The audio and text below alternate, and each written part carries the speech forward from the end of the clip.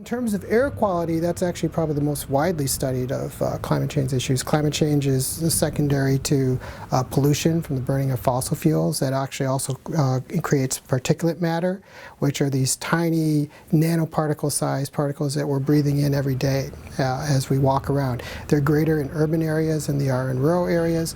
As we produce more and more of these fossil fuels, we're starting to see some of the effects of these inhaling these nanoparticles. It turns out that they're not just toxic to the lungs, which is widely known. There's actually some evidence that there's neurotoxicity. That is, the particulate matter that we inhale, some of it goes directly into our lungs, and then it actually travels into our brains across the blood-brain barrier.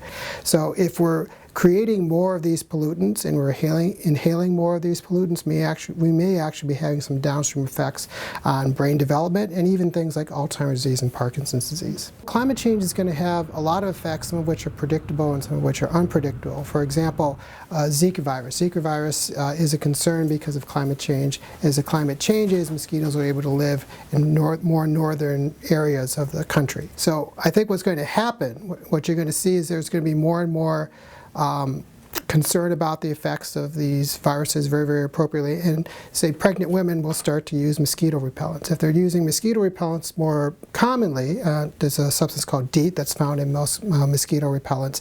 We don't actually know the neurotoxicity of DEET. Right now, physicians actually counsel women who are pregnant not to use mosquito repellent during pregnancy, particularly if you live in a northern area like Michigan or Minnesota, which is actually where I grew up. You wouldn't typically do that. Now you might start doing that. So now an unborn child who's exposed to DEET, we don't actually know the effect of that anymore. That requires more research. We're going to have to understand what that long-term downstream effect is.